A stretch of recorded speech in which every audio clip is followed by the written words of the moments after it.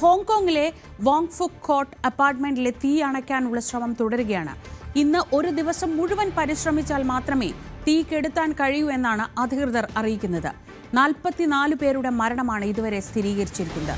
279 പേരെ കാണാനില്ല എന്നത് ദുരന്തത്തിന്റെ വ്യാപ്തി വലുതാക്കുന്നു. സംഭവത്തിൽ 3 പേരെ പോലീസ് അറസ്റ്റ് ചെയ്തിട്ടുണ്ട്. അഭിലാഷ് രാധാകൃഷ്ണൻ വിവരങ്ങളുമായി. അഭിലാഷ്, ഹോങ്കോങ്ങിന്റെ ചരിത്രത്തിലെ തന്നെ ഏറ്റവും വലിയ തീപിടുത്തങ്ങളിലൊന്നായാണ് ഇത് കണക്കാക്കുന്നത്. നിലവിൽ എന്താണ് സ്ഥിതിഗതികൾ? ഈ തീ ഏതെങ്കിലും വിധത്തിൽ നിയന്ത്രണ വിധേയമാക്കാൻ ഏതെങ്കിലും ഭാഗത്ത് കഴിഞ്ഞിട്ടുണ്ടോ? ഈ ഇത്രയും പേരെ കാണാനില്ല എന്ന് പറയുമ്പോൾ വലിയൊരു ദുരന്തമാണോ ഹോങ്കോങ്ങിനെ കാത്തിരിക്കുന്നത്? ശ്രീജ, ഈ വോങ് ഫുക് കോർട്ട് അപ്പാർട്ട്മെൻറ്റ്, അതായത് 8 ബ്ലോക്കുകളായിട്ട് 2000 അപ്പാർട്ട്മെൻറ്റുകളാണ് ഈ ഒരു സമുച്ചയത്തിലുള്ളത്. ഇതിൽ ഇന്നലെ വൈകിട്ടോടെ തീ പടരുകയായിരുന്നു. അത് ഇന്ന് രാത്രിയോട് കൂടി ഇത് കെടുത്താൻ കഴിയൂ എന്നുള്ളതാണ് അധികൃതർ പറയുന്നത്. അതിൽ ഏറ്റവും ആശങ്കപ്പെടുത്തുന്നത് ഇപ്പോഴും 300-ലധികം പേര് ഈ ഫ്ലാറ്റിൽ കുടുങ്ങിക്കിടപ്പുണ്ട് എന്നുള്ള വിവരങ്ങൾ പുറത്തു വരുന്നു. അത് സംബന്ധിച്ച് ഇന്ന് രാത്രിയൊക്കെ ഇത് മുഴുവനായി അണയ്ക്കാൻ കഴിയുമെന്ന് പറയുമ്പോൾ അവരുടെ ജീവനിലെ ആപത്ത് എത്രത്തോളമാണ് എന്നുള്ളത് നമുക്ക് ഊഹിക്കാൻ കഴിയും. അങ്ങനെ ഇതൊരു ക്ലാസിഫൈഡ് ആയിട്ടുള്ള എ ലെവൽ ഫയർ ആയിട്ടാണ് ഇതിനെ കണക്കാക്കുന്നത്. അതായത് ഏറ്റവും ഗുരുതരമായ അപകടകരമായ തീപിടുത്തങ്ങളെയാണ് ഹോങ്കോങ് അതോറിറ്റി എ ലെവൽ എന്ന് പറയുന്നത്. അത്തരത്തിലൊരു തീപിടുത്തമാണ് അവിടെ ഉണ്ടായിരിക്കുന്നത്. ഏറെ ആശങ്കപ്പെടുത്തുന്നതാണ്. ഓരോ മണിക്കൂർ കഴിയുമ്പോഴും അവിടുത്തെ അപ്പാർട്ട്മെൻറ്റിന് പുറത്തുള്ള ആളുകളുടെ അവരുടെ പരാമർശങ്ങൾ പുറത്തു വരുന്നു, അവരുടെ സംഭാഷണങ്ങൾ പുറത്തു വരുന്നു. തൻ്റെ ഭാര്യ അകത്തുണ്ട്, താൻ ഓമനിച്ച് വളർത്തുന്ന പട്ടിക്കുട്ടി അകത്തുണ്ട്. ഇതിനെയൊന്നും രക്ഷപ്പെടുത്താൻ കഴിയുന്നില്ല. ഇറങ്ങി ഓടിയ വെപ്രാളത്തിൽ അവരെ ഒന്നും കൂട്ടാൻ കഴിഞ്ഞില്ല. അവരൊക്കെ എവിടെയാണെന്നറിയില്ല, എന്താണ് അവരുടെ സാഹചര്യമെന്നറിയില്ല. അങ്ങനെ ഓരോരുത്തരും കരഞ്ഞുകൊണ്ട് സംസാരിക്കുന്ന വിവിധ വീഡിയോകൾ നമുക്കിപ്പോൾ ലഭ്യമാണ്. മാത്രമല്ല, ഇനി ഇവിടെ പോയി കിടക്കും. കാരണം ഈ ഹോങ്കോങ്ങിനെ സംബന്ധിച്ച് വലിയ രീതിയിൽ അവിടുത്തെ അപ്പാർട്ട്മെൻറ്റ് വീട് വയ്ക്കുന്നതിനെ സംബന്ധിച്ച് ആളുകളുടെ താമസ സ്ഥലത്തെ സൗകര്യത്തെ സംബന്ധിച്ചൊക്കെ വലിയ രീതിയിൽ അവിടെ കുറച്ച് പ്രശ്നങ്ങളുണ്ട്. അപ്പോൾ അതുകൊണ്ടാണ് ആളുകൾ തിങ്ങി നിറഞ്ഞ ഒരു പ്രദേശമായതുകൊണ്ടാണ് ഇത്ര വലിയ രീതിയിൽ അപ്പാർട്ട്മെൻറ്റുകളിലേക്ക് ആളുകളുടെ താമസ സൗകര്യങ്ങൾ മാറ്റുന്നത്. അങ്ങനെ മാറ്റുന്ന ഒരു സാഹചര്യത്തിലാണ് ഇത്തരത്തിലൊരു വലിയ തീപിടുത്തം. കഴിഞ്ഞ 17 വർഷത്തിനിടയിൽ ഉണ്ടായ ഏറ്റവും വലിയ തീപിടുത്തത്തിലാണ് ഇന്നലെ ഹോങ്കോങ് സാക്ഷ്യം വഹിച്ചത്. ഇന്നിപ്പോൾ 800ഓളം ഫയർ ഫൈറ്റർമാരാണ് അവിടെ പണിയെടുത്തുകൊണ്ടിരിക്കുന്നത്. അവിടുത്തെ ഈ തീ അണയ്ക്കാനുള്ള ശ്രമങ്ങൾ നടത്തുന്നതിൽ 4 ബ്ലോക്കുകളിൽ തീ അണയ്ക്കാൻ കഴിഞ്ഞു. ബാക്കി 4 തീ ഒരു പരിധിവരെ നിയന്ത്രണത്തിലാക്കാനെങ്കിലും കഴിഞ്ഞു. പൂർണ്ണമായും അണയ്ക്കാൻ കഴിഞ്ഞിട്ടില്ല. ഇതിൻ്റെ മുകൾ നിലയിലേക്ക് വലിയ രീതിയിലുള്ള തീ പിടിച്ചത് കൊണ്ട് തന്നെ അങ്ങോട്ടേക്ക് ഫയർഫോഴ്സ് ഉദ്യോഗസ്ഥർക്ക് കടക്കാൻ കഴിയുന്നില്ല. കാരണം അത്രമാത്രം ചൂടാണ് ആ പ്രദേശത്തുള്ളത്. 44 പേർ ഇതിനോടകം കൊല്ലപ്പെട്ടു എന്നുള്ള സ്ഥിരീകരണം വരുന്നു. 45 പേരുടെ നില അതീവ ഗുരുതരമായി തുടരുകയാണ്. മാത്രമല്ല 300ഓളം പേരെ ഇപ്പോഴും കാണാനില്ല എന്നുള്ളതാണ്. അവരുടെ വിവരങ്ങളില്ല. ഇതിൽ കുട്ടികളുണ്ട്, മുതിർന്നവരുണ്ട്, യുവാക്കളുണ്ട്. പിന്നെ ഇതിന് കൂടാതെ ആളുകൾ ഓമനിച്ച് വളർത്തുന്ന പെറ്റ് ഡോഗുകൾ അടക്കമുള്ളതുകൊണ്ട് ഇത് ഏറെ സങ്കടപ്പെടുത്തുന്ന വാർത്തയാണ് പുറത്തു വരുന്നത്. ഇവരൊക്കെ ജീവനോടെ ഉണ്ടോ, ഇവരെയൊക്കെ രക്ഷിക്കാൻ കഴിയുമോ എന്നറിയണമെങ്കിൽ തന്നെ ഇന്നൊരു ദിവസം കൂടി കാത്തിരിക്കണമെന്ന് പറയുന്നത് ഈ ദുരന്തത്തിൻ്റെ വ്യാപ്തി എത്രത്തോളമാണെന്ന് നമുക്ക് മനസ്സിലാക്കി തരുന്നതാണ്.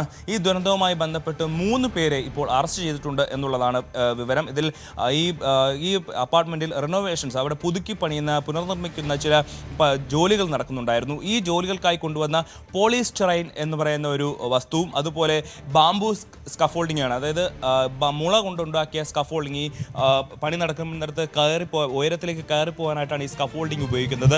ഈ സ്കഫോൾഡിങ്ങും ഈ പോളിസ്റ്ററൈനും ഈ തീപിടുത്തത്തിൻ്റെ വ്യാപ്തി വർദ്ധിപ്പിക്കാൻ ഒരു കാരണമായി എന്നുള്ളതാണ് പോലീസിൻ്റെ കണ്ടെത്തൽ. അതുമായി ബന്ധപ്പെട്ട് റിനോവേഷൻസ് നടത്തുന്ന കൺസ്ട്രക്ഷൻ കമ്പനിയുടെ 2 ഡയറക്ടർമാരെയും ഒരു കൺസൾട്ടൻറ്റിനെയും ഇപ്പോൾ അറസ്റ്റ് ചെയ്തിട്ടുണ്ട്. അവരുടെ ഭാഗത്തുനിന്നുണ്ടായ വീഴ്ച ഈ തീപിടുത്തത്തിൻ്റെ വ്യാപ്തി വലുതാക്കി. അവർ ഏറ്റവും വില കുറഞ്ഞ സാധനങ്ങൾ അവിടെ ഉപയോഗിച്ചു എന്നുള്ളതാണ് അവർക്ക് മേൽ ഇപ്പോൾ ചുമത്തിയിരിക്കുന്ന കുറ്റം. ഇതുമായി ബന്ധപ്പെട്ട് കൂടുതൽ അന്വേഷണങ്ങൾ നടന്നു വരികയാണ്. എന്തുകൊണ്ട് അവിടെ തീ പിടിച്ചു, തീപിടുത്തം എങ്ങനെ ഉണ്ടായി, അതെങ്ങനെ ഇത്ര വലിയ രീതിയിൽ പടരാൻ ഒരു സാഹചര്യം അവിടെ ഉണ്ടായി തുടങ്ങിയ കാര്യങ്ങളിൽ അന്വേഷണം പ്രഖ്യാപിച്ചിരിക്കുകയാണ്. നിലവിൽ 8 അപ്പാർട്ട്മെൻറ്റുകളിലായി വലിയ രീതിയിൽ തീ പിടിച്ചിരിക്കുന്നു.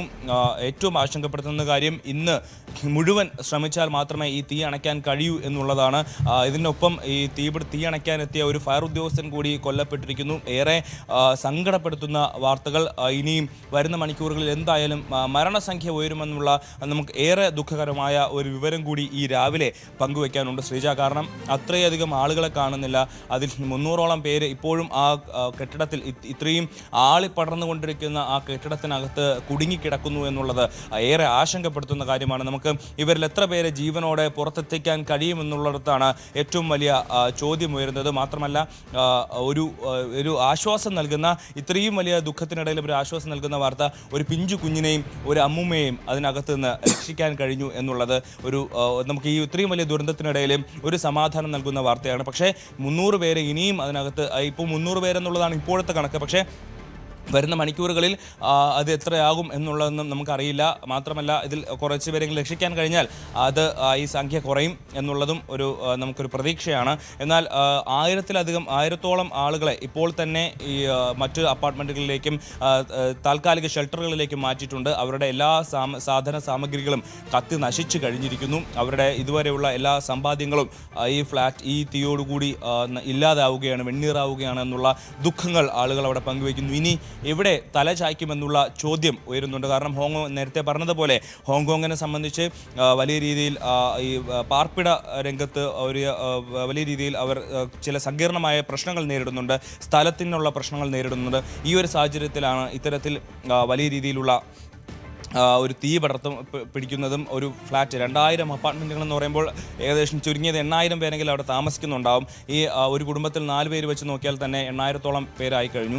അപ്പോൾ അങ്ങനെ നോക്കുമ്പോൾ തന്നെ ഇത്രയും പേർക്ക് ഇനി വാസയോഗ്യമായ സ്ഥലം കണ്ടെത്തുക എന്നുള്ളത് സർക്കാരിനെ സംബന്ധിച്ച്, അവിടുത്തെ അതോറിറ്റികളെ സംബന്ധിച്ചൊക്കെ വലിയ ശ്രമകരമായിട്ടുള്ള കാര്യങ്ങളാണ്. ഈ ഒരു സാഹചര്യത്തിൽ ഇന്ന് രാവിലെ തന്നെ അവിടുത്തെ മാധ്യമപ്രവർത്തകർ അധികൃതർ കാണുകയുണ്ടായി. ഇപ്പോൾ തന്നെ നിലവിൽ 800ഓളം ഫയർ ഫൈറ്റർമാർ അവിടെ ചെലവഴിക്കുന്നുണ്ട്. അവിടെ തീ അണയ്ക്കാനുള്ള ശ്രമങ്ങൾ തുടരുന്നുണ്ട്. ഇതിൻ്റെ ഭാഗമായി ആദ്യത്തെ കുറച്ച് നിലകളിൽ തീ അണയ്ക്കാൻ കഴിഞ്ഞെങ്കിലും മുകളിലോട്ട് കയറും തോറും തീയുടെ ചൂട് കൂടി വരികയാണ്, അതിൻ്റെ ഇൻറ്റൻസിറ്റി കൂടി വരികയാണ്. അതുകൊണ്ട് തന്നെ ആ തീ അണച്ച് താഴത്തെ നിലയിൽ നിന്ന് മുകളിലേക്ക് തീ അണയ്ക്കാനുള്ള ശ്രമങ്ങളാണ് നടന്നുകൊണ്ടിരിക്കുന്നത്. പക്ഷേ അത് ഈ ആളിക്കത്തും തോറും അതിനുള്ള സമയം കൂടുതലായിട്ട് അവർക്ക് വേണ്ടി വരുന്നു എന്നുള്ളതാണ്. ഈ തീ ആളിക്കത്തിക്കാൻ പോളിസ്റ്ററൈൻ എന്ന് പറയുന്ന ഈ റെനോവേഷന് കൊണ്ടുവന്ന മെറ്റീരിയൽ തീ ആളിപ്പടരാൻ കാരണമാകുന്നു എന്നുള്ളതാണ് ഏറ്റവും പ്രധാനപ്പെട്ടത്. മാത്രമല്ല ഈ കെട്ടിടത്തിൻ്റെ നിർമ്മാണ ഘട്ടത്തിൽ ഉപയോഗിച്ചിരുന്ന ഈ തെർമോകോൾ ഉണ്ട്, ഈ വാതിലിൻ്റെ സൈഡിലൊക്കെ ഇവർ ഉപയോഗിച്ചിരുന്ന ഈ തെർമോകോളും ഇത്തരത്തിൽ തീ പടർന്നു പിടിക്കുന്നതിന് കാരണമായി. ഈ പോളിസ്റ്ററൈൻ എന്ന് പറയുന്ന മെറ്റീരിയലിൽ നിന്ന് തന്നെയാണ് ഈ തെർമോകോളും നിർമ്മിക്കുന്നത്. അങ്ങനെ ഈ നിർമ്മാണ നിലവാരത്തിൽ, ഈ ഫ്ലാറ്റിൻ്റെ നിർമ്മാണ നിലവാരത്തിലടക്കം വലിയ രീതിയിലുള്ള വിട്ടുവീഴ്ച ഈ നിർമ്മാണ കമ്പനി നടത്തി എന്നുള്ള ഒരു കണ്ടെത്തൽ കൂടി ഈ ഒരു തീപിടുത്തത്തിൻ്റെ വെളിച്ചത്തിൽ പുറത്തു വരുന്നുണ്ട്. അങ്ങനെയെങ്കിൽ ഇപ്പോൾ അറസ്റ്റിലായിരിക്കുന്ന കൺസ്ട്രക്ഷൻ കമ്പനി ഉദ്യോഗസ്ഥർക്ക് വലിയ രീതിയിലുള്ള ശിക്ഷ കിട്ടാനോ അവർക്കെതിരെ കടുത്ത നടപടികളിലേക്ക് കടക്കാനോ ഉള്ള സാധ്യത കൂടി കാണുന്നുണ്ട്. അത്തരത്തിൽ ഇന്ന് വലിയ രീതിയിലുള്ള ഒരു ആശങ്കപ്പെടുത്തുന്ന വാർത്തകളാണ് ഇന്ന് പുറത്തു വന്നത്. ഇന്നലെ വൈകുന്നേരം തുടങ്ങിയ തീപിടുത്തം ഇപ്പോഴും അതിങ്ങനെ കത്തിക്കൊണ്ടിരിക്കുന്നു എന്നുള്ളതാണ് ഏറ്റവും പ്രധാനപ്പെട്ട വിവരം. കഴിഞ്ഞ 17 വർഷത്തിനിടെ ഹോങ്കോങ് കണ്ടതിൽ വെച്ച് ഏറ്റവും വലിയ തീപിടുത്തമാണ്. നമുക്ക് ദൃശ്യങ്ങളിൽ കാണാം, ഒരു വലിയ കെട്ടിടം എത്രയോ ദൂരത്ത് നിന്നുള്ള വിഷ്വലാണ് നമ്മളിപ്പോൾ കാണുന്നത്. എത്ര വലിയൊരു കെട്ടിടമാണ് നിന്ന് കത്തിക്കൊണ്ടിരിക്കുന്നത്. അവിടെ 2000-ലധികം കുടുംബങ്ങൾ താമസിച്ചിരുന്ന ഒരു സ്ഥലമാണ് എന്നുള്ളതാണ് നമ്മളെ ഏറ്റവും സങ്കടപ്പെടുത്തുന്നത് ഈ രാവിലെ. കാരണം ഇവരെല്ലാം ഇനി എവിടെ പോകുമെന്നുള്ള ഒരു ചോദ്യമുണ്ട്. തങ്ങളുടെ ഉറ്റവർ, നമുക്ക് ഊഹിക്കാവുന്നതേ ഉള്ളൂ, തങ്ങൾ ഏറ്റവും ഓമനിച്ച് വളർത്തിയിരുന്ന പെറ്റുകളും അവരുടെ വളർത്തുമൃഗങ്ങളും അതുപോലെ കുടുംബാംഗങ്ങളും ഇപ്പോഴും ആ കെട്ടിടത്തിനകത്ത് കുടുങ്ങിക്കിടക്കുന്നു. ആ തീ പിടിച്ച് കത്തി അമരുന്ന ആ കെട്ടിടത്തിന് മുകളിൽ കുടുങ്ങിക്കിടക്കുന്നു എന്നുള്ള യാഥാർത്ഥ്യം തിരിച്ചറിഞ്ഞുകൊണ്ട് അവരിപ്പോൾ ഇറങ്ങി വരുമെന്ന് പ്രതീക്ഷിച്ചുകൊണ്ട് താഴെ കാത്തു നിൽക്കുന്ന കുടുംബാംഗങ്ങളുടെ മാനസികാവസ്ഥ എന്താണെന്ന് നമുക്ക് ആലോചിച്ച് തന്നെ മനസ്സിലാകും ശ്രീജ. കാരണം അത്രത്തോളം ഒരു ആശങ്കപ്പെടുത്തുന്ന, ദുഃഖം തരുന്ന ഒരു വിവരങ്ങളാണ് ഇപ്പോൾ ഹോങ്കോങ്ങിൽ നിന്ന് പുറത്തു വരുന്നത്. അഭിലാഷ് രാധാകൃഷ്ണനാണ് വിവരങ്ങൾ നൽകിക്കൊണ്ടിരിക്കുന്നത്. നമ്മൾ ഈ ദൃശ്യങ്ങളിൽ കാണുന്നത് പോലെ 34 നിലകളുള്ള ഒരു പാർപ്പിട സമുച്ചയമാണ്. അതിൽ 7 ബ്ലോക്കുകളിൽ തീ പടർന്നു എന്നാണ് മനസ്സിലാക്കുന്നത്. 32 നില കെട്ടിടം, അതിൽ 7 ബ്ലോക്കുകളിൽ തീ പടർന്നു എന്നാണ് പ്രാഥമികമായ വിവരം. 8 ടവറുകളിലായി ഏതാണ്ട് 2000-ലധികം ആളുകൾ താമസിക്കുന്ന ഈ കെട്ടിട സമുച്ചയത്തിൽ ഇപ്പോൾ 300ഓളം പേരെ കാണാനില്ല എന്നതാണ് വിവരം. ഇതൊക്കെ പ്രാഥമികമായ വിവരങ്ങളാണ്. ഇനിയും എത്രയോ പേർ അതിനുള്ളിൽ കുടുങ്ങിക്കിടക്കാനുള്ള സാധ്യത ആണ് കാണേണ്ടത്. 44 പേരുടെ മരണമാണിപ്പോൾ സ്ഥിരീകരിച്ചിട്ടുള്ളത്. പക്ഷേ മുകളിലത്തെ നിലകളിലേക്ക് ചെല്ലും തോറും രക്ഷാപ്രവർത്തനം അത്യന്തം ദുഷ്കരമാവുകയാണ്. മുകളിലത്തെ നിലകളിലാണ് കാര്യമായി തീ പടർന്നു പിടിച്ചിട്ടുള്ളത്. അങ്ങോട്ടേക്ക് രക്ഷാപ്രവർത്തനം അത്യന്തം ദുഷ്കരമാണ്. ഇന്നത്തെ ഒരു ദിവസം മുഴുവൻ കിട്ടിയാലേ തീ നിയന്ത്രണ വിധേയമാക്കാൻ കഴിയൂ എന്നാണ് ഹോങ്കോങ് സർക്കാർ പറയുന്നത്. പക്ഷേ അപ്പോഴത്തേക്ക് ഇനി ആരൊക്കെ എന്തൊക്കെ ബാക്കിയുണ്ടാകും എന്നതാണ് ഏറ്റവും വിഷമിപ്പിക്കുന്ന കാര്യം. ഹോങ്കോങ്ങിൻ്റെ ചരിത്രത്തിലെ തന്നെ ഏറ്റവും വലിയ തീപിടുത്തങ്ങളിലൊന്ന്. 30 വർഷത്തിനിടയിൽ ഹോങ്കോങ്ങിലെ ഏറ്റവും വലിയ തീപിടുത്തം. 96 നവംബറിൽ നേരത്തെ ഒരു വാണിജ്യ കെട്ടിടത്തിലുണ്ടായ തീപിടുത്തത്തിൽ അന്ന് 41 പേർ മരിച്ചിരുന്നു. അതിന് ശേഷം ഹോങ്കോങ് കണ്ടിട്ടുള്ള ഏറ്റവും വലിയ ദുരന്തങ്ങളിലൊന്നാണ് ഇത്. പ്രിയപ്പെട്ടവർ ആ കെട്ടിടത്തിനകത്ത് കുടുങ്ങിക്കിടക്കുന്നു എന്ന ആധിയോടെ പുറത്തു നിൽക്കുന്ന മനുഷ്യന്മാരെയൊക്കെ നമുക്ക് ദൃശ്യങ്ങളിൽ കാണാം. ഏറെ ആശങ്കപ്പെടുത്തുന്ന ഒരു സാഹചര്യമാണ് ഹോങ്കോങ്ങിലുള്ളത്. 100ഓളം പേരെ കാണാനില്ല. ഇവരിൽ എത്ര പേരെ ഇനി രക്ഷിച്ച് പുറത്തേക്ക് എത്തിക്കാൻ കഴിയും എന്നതാണ് ഏറ്റവും ആശങ്കാജനകമായ കാര്യം.